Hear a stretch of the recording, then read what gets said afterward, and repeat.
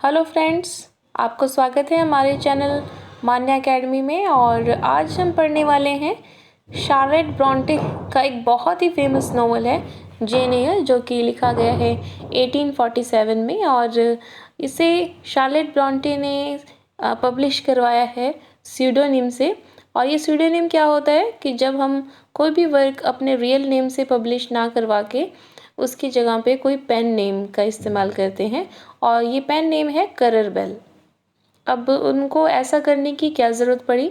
Actually Victorian age में ladies को, women को इतनी तवज्जो नहीं दी जाती थी। और अगर ये पता चले कि ये जो वर्क है एक लेडीज़ ने एक वुमेन ने लिखा है, तो ये सोच के उसे पढ़ा ही नहीं जाता था कि वुमेन क्या लिख सकती है ना। वुमेन को तो हमेशा जो है वो चार दीवारी में बंद रहना और वो घर के कामों को ही करना, यही जो पैट्रियार्कल सोसाइटी की जो सोच थी वो इस तरह की थी। तो उनके वर्क को इतना ज़्यादा प्रेफरेंस नहीं दिया जाता था। और जब बाद में रीडर्स ने इस वर्क को पढ़ा और जब पॉपुलैरिटी मिली, तो उसके बाद शार्लेट ब्रॉन्टे ने ये डिस्क्लोज़ किया कि वो एक वुमेन के द्वारा लिखा गया वर्क है। तो अगर हम इसकी सेटिंग की बात करें तो सेटिंग इसकी है नॉर्दर्न इंग्लैंड में।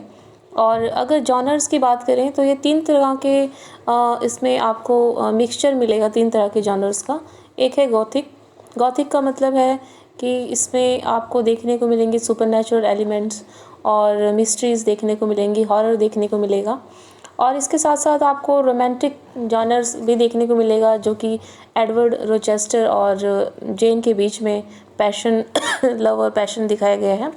और अगर हम रोमांस की बात कर ही रहे हैं तो ये जो रोचेस्टर है, इसे जो कमेटी है क्रिटिक्स की कमेटी, उन्होंने जब कंपैरिजन किया नॉवेल्स और नॉवेल्स के हीरो, जैसे कि रेट बैटलर हैं जो कि गॉन विद द विंड में एक करेक्टर है, मेल करेक्टर, और हेथक्लिफ आपने पढ़ा ही होगा वुदरिंग हाइट्स में है, और मिस्टर डार्सी जो कि प्राइड एंड प्रेजुडिस में है।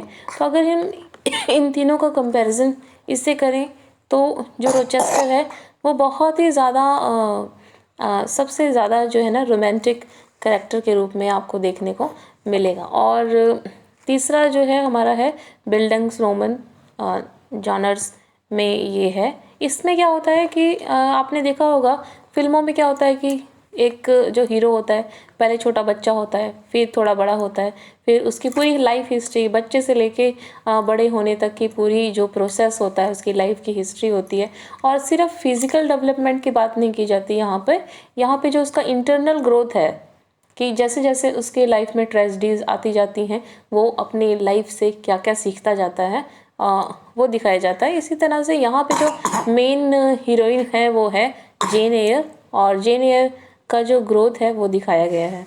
और अगर हम बात करें तो शार्लेट ब्रॉन्टे का ये जो नॉवल है ये इतना फेमस क्यों हुआ? अगर हम सरफेस लेवल पे देखें तो सिंपल सी स्टोरी है, एक लड़की होती है, उसे लव होता है और फिर वो मैरिज कर लेती है। पर इसकी अगर हम डेप्थ में जाएं तो हम ये पाते हैं कि इससे पहले के जितने भी नॉवेल्स जो लिखे गए हैं इस एज में, विक्टोरियन एज में, वुमेन के ऊपर, वो क्या दिखाया गया है? वुमेन को बहुत ही ब्यूटीफुल दिखाया गया है, मीक सबमिसिव दिखाया गया है, और सोशल नॉर्म्स जो को फॉलो करने वाला दिखाया गया है। फैमिली और बच्चों के लिए जो उसकी रिस्पॉन्सिबिलिटी है उसे दिखाया गया है।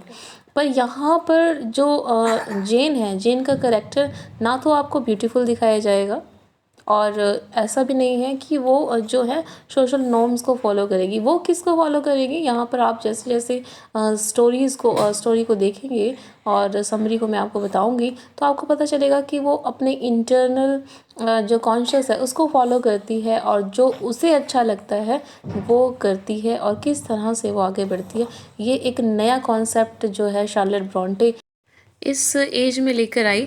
और इसके साथ साथ हम जानेंगे कि कुछ लिटरेरी टर्म्स जो इस नॉवल के अंदर हम पढ़ेंगे, जैसे कि फॉयल क्या होता है, मेटाफिक्शन का जो फोर्थ वॉल है वो कैसे है, और इम्प्लाइड रीडर जो कि रीडर रिस्पॉन्स थ्योरी में हम पढ़ते हैं वॉल्फ गैंग आइजर की। और इसके साथ साथ हम देखेंगे कि जो सीक्वल लिखे गए हैं इस नॉवल पर जीन रूइस का वाइट सार्गेसो और ऐसे भी लिखा गया है फेमिनिस्ट पॉइंट ऑफ व्यू से। ये जो नोवेल है बहुत ही ज़्यादा इम्पॉर्टेंट है। सांद्रा गिलबर्ट और सुसैन गुबार ने mad women in an attic, इसके बारे में हम स्टडी करेंगे। तो जल्दी से हम इसकी समरी को देख लेते हैं पहले। जब ये नॉवल ओपन होता है तो हम देखते हैं कि जो जेन एयर है, जो हीरोइन इस लीड रोल में है इस नॉवल की, वो है जेन एयर और वो ऑर्फन गर्ल है और अपने अंकल और आंट के साथ रहती हैं जिनका नाम है मिस्टर और मिसेस रीड। और उनके 3 बच्चे हैं, 2 डॉटर हैं जॉर्जियाना और एलिज़ा और एक सन है जॉन। और इस तरह से कुछ साल हो जाते हैं उनके साथ रहते रहते जेन एयर को। और उसके बाद क्या होता है कि कुछ साल बाद उसके अंकल की डेथ हो जाती है। तो अंकल की डेथ हो जाती है तो इनका जो व्यवहार है इनकी आंट मिसेस रीड और इन 3 बच्चों का जेन के प्रति बिल्कुल भी अच्छा नहीं है। तो एक दिन क्या होता है कि जो जॉन होता है वो जेन के सिर में बुक मार देता है। तो इस पर जेन उसको क्रूअल और कुछ अब्यूसिव वर्ड्स कहती हैं। तो क्योंकि ये जो दोनों बहनें हैं ना, ये जानती हैं कि शुरुआत और जो गलती है वो उसके भाई की है, पर फिर भी वो जेन पर ब्लेम सारा लगा देती हैं। तो इस पर जो मिसेस रीड हैं उसकी जो आंट है वो बहुत गुस्सा हो जाती है और उसको रेड रूम में बंद कर देती है। और जब जेन को रेड रूम में बंद कर दिया जाता है, एक्चुअली ये रेड रूम वही है जहाँ पर उसके अंकल की डेथ हुई है। तो जेन को ये हेलुसिनेशन होता है कि ये उसके मन में ये बात बैठी हुई है कि जो अंकल रीड का जो घोस्ट है वो इस रूम में घूमता है और उसी में लॉक कर दिया जाता है जेन आयर को। तो वो ये सोच कर जो है वो फेंट हो जाती है वहीं पर। और फिर उसके बाद जो यहाँ पर आपको एक देखने को मिलेंगी, इनकी मेड सर्वेंट है जिसका नाम है बेसी। ये इसका बहुत ख्याल रखती है और उससे पूछती है कि तुम्हें कुछ खाने को चाहिए, तो वो मना कर देती है जेन। और फिर पूछती है कि तुम्हें कोई बुक चाहिए, तुम पढ़ना चाहती हो, तो वो गुलिवर्स ट्रैवल पढ़ने के लिए कहती है कि मुझे वो बुक चाहिए। तो उसको देखने के लिए डॉक्टर भी आते हैं एक, और डॉक्टर का नाम होता है मिस्टर लॉलियड, ठीक है, लॉलॉयड नाम होता है। और जब वो अपनी बात बताती है कि मिसेस जो रीड हैं उनका जो व्यवहार है मेरे प्रति अच्छा नहीं है, तो डॉक्टर जो है वो मिसेस रीड को सजेस्ट करते हैं कि यहाँ पर इसका मन नहीं लग रहा है जेन का, तो इसे आपको किसी स्कूल में भेज देना चाहिए अच्छे से। तो उस समय तो जो मिसेस रीड हैं वो दिखावा करती हैं कि हाँ मैं बहुत इसकी केयर करती हूँ, तो वो मान जाती है। और बाद में वो क्या करती है कि एक चैरिटी इंस्टीट्यूशन है जिसका नाम है लॉवुड इंस्टीट्यूशन, और उसके जो डायरेक्टर हैं वो है मिस्टर ब्रोकलहर्स्ट, और ये बहुत ही ज़्यादा क्रूअल हैं। ये वहाँ की लड़कियों से अच्छा व्यवहार नहीं करते। एक्चुअली ये जो लॉवुड इंस्टीट्यूशन है ये ऑर्फेन्स जो गर्ल होती हैं उनके लिए है, और यहाँ पर उनके साथ बिल्कुल भी अच्छा व्यवहार नहीं किया जाता है। तो यहाँ पर हम देखते हैं कि जो जेन की मुलाकात होती है, एक लड़की है हेलन बर्न, और यहाँ पर एक टीचर हैं मिस टेम्पल, मारिया टेम्पल। इन दोनों का व्यवहार जेन के प्रति अच्छा होता है। और ये जो हेलन है ना, ये मतलब इतना ज़्यादा अपने ऊपर ध्यान नहीं देती है, इसके बाल बाल बिखरे रहती हैं। तो इसका जो दूसरी लड़कियां हैं ना इस स्कूल में, वो उसका मजाक उड़ाती हैं। और हेलन जो है वो उससे पूछती है कि तुम इतनी ज़्यादा यहाँ पे खाने पीने को भी अच्छा मतलब फैसिलिटी नहीं है, और लड़कियों के साथ अच्छा व्यवहार नहीं किया जाता, और लड़कियाँ भी तुम्हारे साथ अच्छी तरह से पेश नहीं आती है, क्या तुम्हें ये बात बुरी नहीं लगती है? तो हेलन कहती है कि तुम्हें न्यू टेस्टामेंट पढ़ना चाहिए, और उसमें क्राइस्ट ने जो है अपनी जो अच्छे अच्छे उपदेश दिए हैं उसे पढ़ना चाहिए। तो वो उसको कहती है कि बाइबल में लिखा हुआ है कि टू लव योर एनिमीज़, कि हमें अपने जो सिचुएशन है उसको हमेशा ब्लेम नहीं करना चाहिए, कोसना नहीं चाहिए, और उसी में खुश रहना चाहिए, और अपने एनिमीज़ को माफ़ करके रहना चाहिए। तो यहाँ पर हम देखते हैं कि जो हेलन का करेक्टर है वो दिखाया गया है एज ए क्राइस्ट के तौर पर। यदि आपसे पूछें कि नोवेल में हेलन का करेक्टर को कौन सिंबलाइज करता है, तो आप हेलन बर्न्स का नाम बताएंगे। और इससे पहले जब ये शुरू किया था हमने नोवेल, मैंने कहा था कि हम आपके साथ फॉयल को डिस्कस करेंगे। तो फॉयल यहाँ पर कौन है?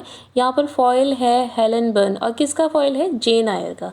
अब ये फॉयल होता क्या है? एक्चुअली आपने देखा होगा मूवी में क्या करते हैं कि जब हीरो को बहुत ही बॉडी बिल्डर दिखाना, उसकी बॉडी शॉडी दिखानी होती है, तो उसके जो पीछे के उसके दोस्त हैं वो बहुत ही मरकले मरकले से दिखाते हैं या उनको बहुत ही दुबला पतला और थिन दिखाते हैं, ताकि जो हीरो की बॉडी है ना वो निखर के आए। ऐसा तो नहीं होता है कि उसके सामने आप टाटा सुमो या फिर बहुत ही WWF के जो वो होते हैं रेसलर होते हैं, उनको आप खड़ा कर दें और फिर उसके सामने आप हीरो को रख दें, तो वो बिल्कुल मतलब उसकी हीरो की बॉडी तो नहीं निखर के आएगी ना। अगर हम यहाँ नॉवल में बात करें तो आपने देखा होगा कि जो जेन है वो बिल्कुल अपोजिट है किसकी, हेलन बर्न की। आपने देखा होगा कि जब पहले जॉन जो है उसके सिर पे बुक मारता है तो वो उसको अब्यूसिव उसके मतलब उसका रिएक्शन करती है, उसको रिस्पॉन्स में उसे कुछ वर्ड्स बोलती है। और इसके साथ साथ जब वो लॉवुड इंस्टीट्यूशन में आने से पहले मिसेस रीड जो उसकी आंट है उसको बहुत खरी खोटी सुना के आती है। उसे पता है कि मैंने अब जाना है, तो जो भी कुछ इसने मेरे साथ अच्छा व्यवहार नहीं किया है उनके 4 बात सुना के आती है जो जेन होती है। और आप यहाँ पे देखेंगे जो हेलन का जो कैरेक्टर है वो बिल्कुल अपोजिट दिखाया गया है। क्यों दिखाया गया है? ताकि जो जेन का कैरेक्टर है ना वो उभर कर निखर कर सामने आए। तो इसे ये जो हेलन बर्न है ना वो फॉयल है किसका, जेन का। तो आपको ये पॉइंट समझ में आ गया होगा। तो हम देखते हैं कि यहाँ पर लोवुड इंस्टीट्यूशन में इस स्कूल में जो हेलन बर्न है उसका और मिस मारिया टेम्पल जो कि उनकी टीचर हैं, उनका व्यवहार जेन के प्रति अच्छा है। ठीक है, तो क्या होता है कि कुछ समय बाद जो हेलन बर्न है यहाँ पर एक महामारी फैल जाती है जिसका नाम होता है टाइफस। तो टाइफस से हेलन बर्न की डेथ हो जाती है। तो अब जो जेन है वो अकेली हो जाती है, पर मिस टेम्पल भी हैं इसके साथ अभी। पर कुछ समय बाद क्या होता है कि मिस मारिया टेम्पल की भी मैरिज हो जाती है। तो अब जो है जेन थोड़ी बड़ी हो गई है और यहाँ पर एज अ स्टूडेंट उसको 6 साल हो गए हैं, 6 इयर्स हो गए हैं। और जब मारिया टेम्पल की मैरिज हो जाती है तो उसकी जगह पर जेन को टीचर बना दिया जाता है। तो एज अ टीचर वो 2 साल यहाँ पर 2 इयर्स एज अ टीचर करती है, यानी एग्रीगेट वो जो है टोटल वो 8 साल यहाँ पे रहती है। तो फिर वो उसको भी जब दोनों ही चली जाती हैं, हेलन बर्न भी और मिस मारिया टेम्पल भी जिसके साथ उसकी अच्छी बनती होती है, तो वो बोर होने लगती है। और वो अब 18 साल की भी हो गई है, तो उसने एडवर्टीज़मेंट दी होती है प्राइवेट गवर्नेंस के लिए।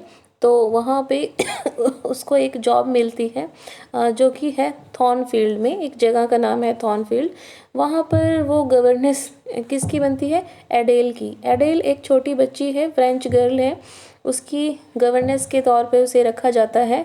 कौन रखता है, फेयरफैक्स। जब वो वहाँ पे जाती है थॉर्नफील्ड में तब उसे पता चलता है कि जो लेडी फेयरफैक्स हैं वो उसकी रियल ऑनर नहीं है थॉर्नफील्ड की, बल्कि उसके जो ऑनर है वो है एडवर्ड रोचेस्टर, जो कि इस नॉवल का जो मेन हीरो है वो कौन है, एडवर्ड रोचेस्टर। तो यहाँ पर वो आती है थॉर्नफील्ड में। तो यहाँ पर इस जो ये जो बेंगलो है जो भी कुछ है, यहाँ पर 3rd फ्लोर होता है। और 3rd फ्लोर का जो सीक्रेट होता है ना, वहाँ पे क्या है कि एक 2 लेडीज़ रहती हैं।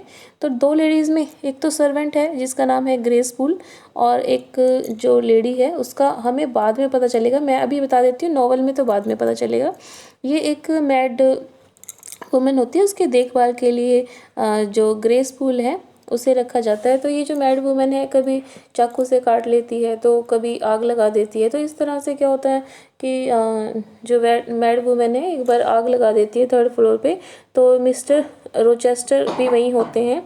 तो जो जेन होती है वो मिस्टर रोचेस्टर की लाइफ को सेव कर लेती है। तो ये देख के मिस्टर रोचेस्टर का कहीं ना कहीं जो है उसके प्रति झुकाव हो जाता है जेन के प्रति, और जेन को भी मिस्टर रोचेस्टर जो है ना अच्छे लगते हैं। ये थोड़े से हस्की जो लुकिंग है मिस्टर रोचेस्टर की। और फिर कुछ दिन बाद ऐसे बीतते जाते हैं और कुछ दिन बाद जो मिस्टर रोचेस्टर हैं वो एक लड़की को यहाँ पर थॉर्नफील्ड में लेके आते हैं जिसका नाम होता है ब्लांशे इनग्रैम, जो कि बहुत ही देखने में ज़्यादा खूबसूरत है, बहुत ही ज़्यादा। और तो अब जब वो यहाँ पर आई है तो जो जेन है उसे थोड़ी सी जलन होने लगती है उस लड़की से, और उसे लगता है कि वो क्या करती है, एक पिक्चर ड्रॉ करती है और उसमें क्या लिखती है, अपने लिए लिखती है डिस्कनेक्टेड, पुअर एंड प्लेन। तो यहाँ से हमें पता चलता है कि जो जेन का जो करेक्टर है शार्लेट ब्रॉन्टे ने एकदम प्लेन दिखाया गया है, बहुत ब्यूटीफुल नहीं दिखाया गया है। वो जैसे हम बाकी के कैरेक्टर्स में देखते हैं और नॉवेल्स में कि लेडीज़ जो होती हैं, जो मेन हीरोइन होती हैं, उसे बहुत ही ज़्यादा हैंडसम दिखाया गया होता है। जैसे हम एमा में देखते हैं, एमा में स्मार्ट दिखाया गया है ना, पहली लाइन में। और यहाँ पर वो इनग्राम जो ब्लैंशे इनग्राम है, उसके लिए क्या कहती है, लेडी ऑफ रैंक, उसे ऐसे सिंबलाइज करती है कि वो बहुत ही ज़्यादा ब्यूटीफुल है। तो जो मिस्टर रोचेस्टर का ध्यान तो उसकी तरफ ही रहेगा, और यकीनन जो मिस्टर रोचेस्टर हैं वो उसे मैरिज के लिए प्रपोज करने वाले हैं। पर होता क्या है, होता उल्टा ही है कि मिस्टर रोचेस्टर किसको प्रपोज कर देते हैं, जेन को प्रपोज कर देते हैं। और मन में कहीं ना कहीं जो जेन है वो भी उसको प्यार करती है, रोचेस्टर को, तो वो उसके प्रपोजल को एक्सेप्ट कर लेती है। तो इस तरह से फिर क्या होता है कि उनकी मैरिज की जो तैयारियां हैं, वो प्रिपरेशन जो है वो शुरू हो जाती हैं। तो एक बार जो जेन होती है वो अपने कमरे में सो रही होती है रात में, तो उसे अपने कमरे के बाहर हंसने की आवाज़ सुनाई देती है। और एक लेडी है जो वाइट गाउन में, जो कि उसके मैरिज का गाउन है, उसको पहन के आती है और हाथ में कैंडल लेके आती है। और थोड़ी देर में जब वो बाहर जाके देखती है, उसे कोई नहीं दिखता। और बाद में पता चलता है कि जो उसकी मैरिज का जो गाउन है उस पे वो भी थोड़ा कट पिट गया है, तो फाड़ दिया है किसी ने। तो पर जो मिस्टर रोचेस्टर है ना, इस बात पे ध्यान नहीं देते हैं। और फिर उस हॉल में, नीचे हॉल में क्या होता है ना, इनकी पार्टी चल रही होती है, मैरिज होने ही वाली होती है, रिंग सेरेमनी वगैरह। तो क्या होता है ना कि इतने में रिचर्ड मैसन एक लॉयर के साथ आ जाते हैं और कहते हैं कि ये शादी नहीं हो सकती है, क्योंकि रोचेस्टर तो पहले से ही शादीशुदा है। और वो किसके साथ शादीशुदा है, उसकी मैरिज हो रखी है उसकी बहन, रिचर्ड मैसन की बहन बार्था मैसन से, ठीक है। तो ये जो मैड वुमेन है जो वहाँ पे ऊपर रहती है 3rd फ्लोर पे, वो उसका भाई है रिचर्ड मैसन, और वो लॉयर के साथ आया है ये शादी रोकने के लिए। तो रोचेस्टर जो होता है वो एक्सेप्ट करता है इस बात को कि हाँ, मेरी शादी हो रखी है बार्था मैसन के साथ, पर मेरी शादी एक धोखे से हुई है, पैसे के लालच में। और मुझे पहले नहीं बताया गया था उसकी मेंटल इलनेस के बारे में, कि वो इस तरह से बीमार है। और उनकी फैमिली से ही जो मेंटल इलनेस चली आ रही है, ये मुझे नहीं पता था। और ये बहुत अजीब सी हरकतें करती है, कभी काट लेती है, जला लेती है, और मैं इस बात से बहुत ही ज़्यादा परेशान हूँ। तो इस बात को सुनती है वो जेन। और फिर ये जो रोचेस्टर होता है, ये कहता है कि चलो हम ऐसा करते हैं कि यहाँ तो हम मैरिज नहीं कर पाएंगे, तो हम फ्रांस चलते हैं, और फ्रांस में तुम मेरी मिस्ट्रेस बन के रहना। हम शादी तो नहीं करेंगे, पर एक शादीशुदा की तरह ज़िंदगी जो है वो व्यतीत करेंगी। तो इस बात को जो है जो जेन है वो एक्सेप्ट नहीं करती है। तो इतने में खबर आती है कि जो मिसिज़ रीड हैं, जेन की आंट, वो अपने डेथ बेड पे हैं, बहुत ही ज़्यादा बीमार हैं और मरने वाली हैं। तो वो वहाँ के लिए चली जाती है, जो जेन है वहाँ से मैरिज छोड़ के, मैरिज तो वो अब करने वाली नहीं है, तो वो उसको छोड़ के जो है उसको देखने के लिए चली जाती है मिसेस रीड को। और वहाँ जाके पता चलता है कि मिसेस रीड ने एक लेटर लिखा है उसके अंकल को। एक अंकल हैं उसके, जिन्होंने उसके नाम पे, जेन के नाम पे 20,000 पाउंड जो है मरने से पहले किए थे। तो उनका ख़त आया है। तो उनको रिप्लाई में क्या लिखा है मिसेस रीड ने, कि जेन है वो, उसकी तो डेथ हो चुकी है जब वो लोवुड इंस्टीट्यूशन में थी, तो टाइफस महामारी थी, उसके कारण उसकी डेथ हो गई है, अब वो ज़िंदा नहीं है। तो ये जब उस जेन को पता लगता है तो वो उससे और ये ऐसा क्यों कर रही है, जो मिसेस रीड है वो ऐसा क्यों कर रही है, क्योंकि जाने से पहले, जब वो स्कूल में जाने से पहले उसने उसको खरी खोटी सुनाई थी ना, तो वो उसका बदला ले रही है ये मिसेस रीड। तो मिसेस रीड उसको माफ़ नहीं करती और वो मर जाती है।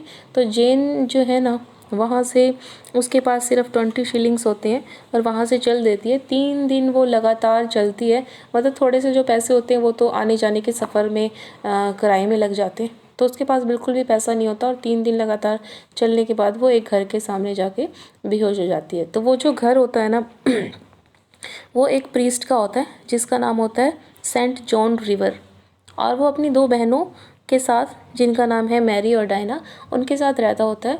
तो जब वो वहाँ आता है अपने घर की सीढ़ियों पे, तो वो देखता है कि एक लड़की जो है इस तरह से बेहोश होकर उसे ऊपर लेके जाता है। फिर जो जेन की वो खाना पीना उसको देता है और उसकी देखभाल करता है। फिर वो उन्हीं के साथ रहने लग जाती हैं।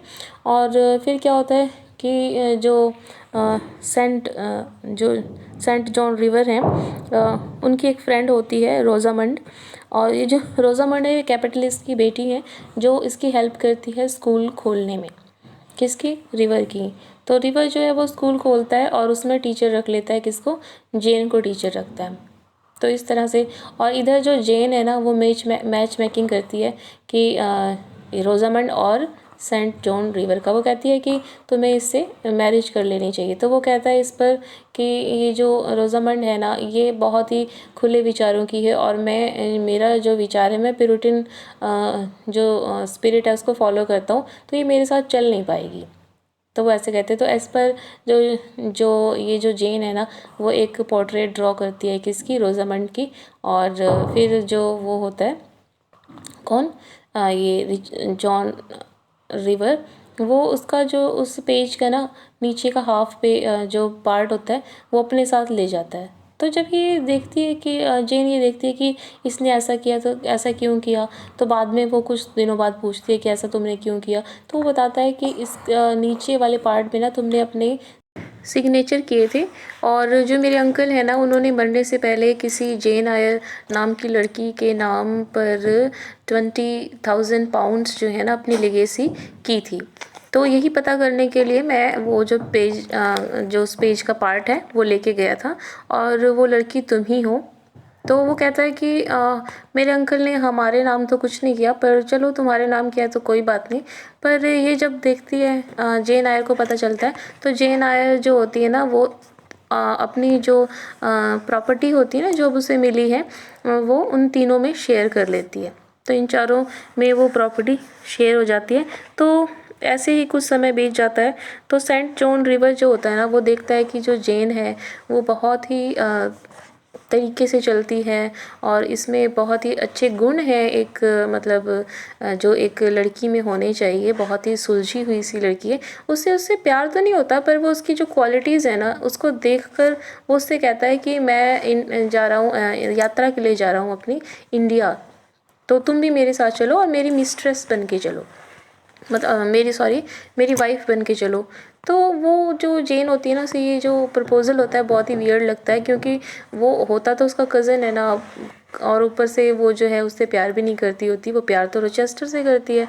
तो वो कहती है कि नहीं, अगर मैं तुम्हारे साथ चल तो लूँगी, पर तुम्हारी वाइफ बन के नहीं, तुम्हारी सिस्टर बन के चलूँगी। तो अगर ले चलना है तो फिर ऐसे ठीक है। तो वो नहीं मान तो जो वो होता है, रिवर होता है, वो नहीं मानता है। वो कहता है नहीं, तुम्हें मेरी वाइफ बन के ही चलना पड़ेगा। और ये जो बाकी की दो बहनें हैं ना, वो भी इनको फोर्स करती हैं और कहीं ना कहीं इमोशनली जो है ब्लैकमेल करती हैं। और फिर वो जो बिल्कुल रेडी हो जाती है। कौन? जेन आयर है जो, वो बिल्कुल रेडी हो जाती है कि हाँ चलो, अब मैं तुम्हारी वाइफ बनकर चलूँगी। पर जब वो रेडी हो जाती है तो उसके अंदर से कहीं आवाज़ आती है कि अरे यार, तू क्या कर रही है, तू प्यार तो करती है रोचेस्टर से और जा रही है इसके साथ, वो भी तेरा भाई लगता है ना। तो वो क्या करती है ना, वो सब छोड़ के वहीं पे वो कहती है कि मैं तो जा रही हूँ रोचेस्टर के पास एक बार देखने, वहाँ जाने से पहले ना एक बार रोचेस्टर को देखना चाहती हूँ। तो वो जाती है रोचेस्टर के पास, कहाँ? थॉर्नफील्ड। और थॉर्नफील्ड जब वो पहुँचती है तो उसे पता चलता है कि वहाँ तो आग लग चुकी है। और वो आग किसने लगाई है? वो लगाई है वही जो पागल वुमन थी। कौन? रोचेस्टर की वाइफ बार्था मैसन, उसने आग लगा दी है और फिर खुद भी ऊपर से टेरेस से जाके छलांग लगा दी है, वो मर गई। और अपनी वाइफ को बचाने के चक्कर में और सर्वेंट्स को बचाने के चक्कर में रोचेस्टर का एक हाथ चला गया है और दोनों आँखों की रोशनी चली गई है। अब जो थॉर्नफील्ड था ना, वहाँ पे तो आग लग गई है। तो ये रोचेस्टर है ना, एक स्मॉल से हाउस में रहता है जिसका नाम है फर्डीन रिमार्क मैनर हाउस। तो जेन अब यहाँ पर इससे मिलने आई है और जो रोचेस्टर है वो सोचता है कि अब तो मेरे हाथ भी नहीं है और दोनों आँखों की रोशनी चली गई है, तो अब मुझे जेन कहाँ एक्सेप्ट करेगी। पर जेन कहती है कि नहीं, अब मैं तुम्हारे साथ रहूँगी तुम्हारी वाइफ बनकर। और वो उससे मैरिज कर लेती है और कहती है कि अब मैं तुम्हारी केयर करूँगी, मैं कहीं नहीं जाऊँगी।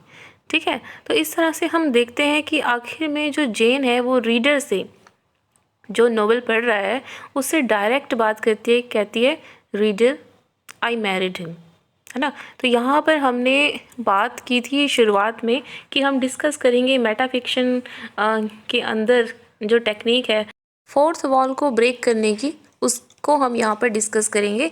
और साथ ही साथ देखेंगे कि जो जेन है ना वो क्या एक्सपेक्ट कर रही है रीडर से, एक इम्प्लाइड रीडर। ये इम्प्लाइड रीडर का जो कॉन्सेप्ट है ना, आप रीडर रिस्पॉन्स थियोरी जब पढ़ेंगे तो उसमें वॉल्फगैंग आइजर ने दिया है। वो क्या है कि जो इम्प्लाइड रीडर है वो जो ऑथर है यानी शार्लेट ब्रॉन्टे, वो अपने माउथपीस के ज़रिए, जेन आयर के ज़रिए ये एक्सपेक्ट कर रही है कि जो रीडर है वो एक आइडियल रीडर है, कि उसकी बात को जो समझने वाला है। पर ये जो एम्प्लॉयड रीडर है ना, ये कभी भी मतलब मिलता नहीं है, पर वो ऐसा मान कर चलते हैं कि जो आइडियल रीडर है वो हम हैं जो कि इस नोवेल को पढ़ रहे हैं और हम उस कैरेक्टर की फीलिंग्स को बहुत ही अच्छे से समझ रहे हैं। इसीलिए तो जो जेन आयर है वो आखिर में कहती है कि रीडर आई मैरिड हिम। क्यों? क्योंकि वो कहती है कि सारे जो मेरा जो इनर कॉन्शियस था ना, आखिर में मैंने उसकी मान ली। मैंने लोगों के जो सोसाइटी के जो नॉर्म्स थे, जो दबाव था मेरे ऊपर, उसे ना मानकर मैंने किसकी सुनी, अपने दिल की सुनी, अपने वुमेनहुड को सेलिब्रेट किया, है ना। ये कहना चाहता है। और जो हम फोर्थ वॉल का कॉन्सेप्ट था वो ये था कि आप देखते हैं कि जब हम स्टेज परफॉर्मेंस करते हैं तो क्या होता है कि 3 तरफ से वॉल होती है, एक पीछे 2 साइड में, और जो सामने ऑडियंस होती है वहाँ की जो वॉल होती है वो इमेजिन्ड होती है, इमेजिनरी वॉल होती है, जो कि हम ये मानते हैं, जो परफॉर्मर्स होते हैं स्टेज पर वो मानते हैं कि यहाँ पर दीवार है और यहाँ पर परफॉर्मेंस हो रही है। पर जो फोर्थ वॉल को ब्रेक कर दिया वो क्या होता है कि जब करेक्टर खुद आके सामने आके ऑडियंस से बात करता है और बताता है कि ये जो हो रहा है यहाँ पे, ये सब आगे की क्या परफॉर्मेंस होगी, और ये जो हो रहा है वो रियलिटी नहीं, मतलब एक मियर जो है ये एक परफॉर्मेंस है। तो ऑडियंस जो है वो अवेयर रहती है इस बात से, तो और साथ ही साथ वो बात भी करती है ऑडियंस से। तो इसी तरह नोवेल में भी यही हुआ है ना कि फोर्थ वॉल को ब्रेक किया है। तो ये हमने डिस्कस किया फोर्थ वॉल का जो ब्रेक करने का कॉन्सेप्ट था और इम्प्लाइड रीडर का जो कॉन्सेप्ट था, इसको डिस्कस किया। अब हम डिस्कस कर लेते हैं सीक्वल की, जो कि जीन रेज ने लिखी है, वाइट सारगेसो सी। अब ये वाइट सारगेसो सी में जीन रेज ने दिखाया है जो जेन आयर में ये इसका सीक्वल है। जेन आयर में बार्था मैसन थी मैड वुमेन, उसके पॉइंट ऑफ व्यू से दिखाया कि उसकी स्टोरी को बताया कि वो पास्ट में कैसे उसने रोचेस्टर से मैरिज की, उसका नाम एंटोनाइट था, बाद में बार्था मैसन कैसे पड़ा और किस तरह से उसकी रोचेस्टर से मैरिज हुई, और मेंटल इलनेस के बारे में दिखाया गया है, उसकी फैमिली से कैसे चली आ रही थी, उसकी वजह क्या क्या थी, उसके पॉइंट ऑफ व्यू से दिखाया है। अब हम कर लेते हैं एस्से की बात, जो कि सांद्रा गिलबर्ट और सुसान गुबार ने लिखी है। ये फेमिनिस्ट पॉइंट ऑफ व्यू से बहुत ही इम्पॉर्टेंट है। उन्होंने लिखा है mad woman in an attic. Attic मतलब वो रूम जहाँ पे जो मैड वुमेन कौन थी, यहाँ पे जेन आयर में थी बार्था मैसन। तो वो कहती है कि बार्था मैसन जो है वो मैड है, तो क्या रोचेस्टर को पता है कि मेरी वाइफ जो है वो मैड है, तो क्या रोचेस्टर की कोई रिस्पॉन्सिबिलिटी नहीं बनती थी अपनी वाइफ के प्रति कि अगर वो मैड है तो सिर्फ उसे एक रूम में बंद कर दिया गया और उसे ये पागल करार दे दिया गया? क्या उसकी कोई रिस्पॉन्सिबिलिटी नहीं थी? वो दूसरी मैरिज करने के लिए, दूसरी जो लव करने के लिए वो तैयार हो गया। और वो कहती है कि इतना मतलब 38 चैप्टर्स का ये जो बड़ा नोवेल है उसमें इवन अ सिंगल वर्ड भी नहीं दिया गया है बार्था मैसन को अपनी बात को एक्सप्रेस करने का, कोई भी डायलॉग नहीं है। हालांकि हम देखते हैं कि जो बार्था मैसन है वो अपने आप को एक्सप्रेस करती है अपने एक्शंस के थ्रू। आपने देखा होगा कि कभी वो चाकू से काट लेती है, तो कभी जो जेन आयर का जो गाउन होता है उसे काट पीट देती है। तो वो क्या दिखा रही है? वो दिखा रही है कि एक कोई जो वुमेन है वो कभी भी अपना जो प्लेस है वो दूसरी वुमेन को नहीं देना चाहेगी। तो उसका जो रेबेल है वो कर रही है ना, वो दिखा रही है, अपने एक्शन से दिखा रही है। पर ये बात तो रोचेस्टर को समझनी चाहिए थी ना, बजाय कि उसे पागल करार दे दिया और ये कह दिया कि मैं उसकी बातों से, उसकी हरकतों से बहुत परेशान हूँ और मैं ये जो शादी है वो धोखे से हुई है, ये सब। तो ये सब जो बातें हैं ना, ये इस ऐसे में कही गई हैं। तो इस तरह से हमने देखा, इस नोवेल को पढ़ा। उम्मीद करती हूँ कि आपको पसंद आया होगा और इसके साथ साथ जो भी ये जो नोवेल मैंने डिस्कस किए हैं, इसे पढ़ लीजिएगा आप।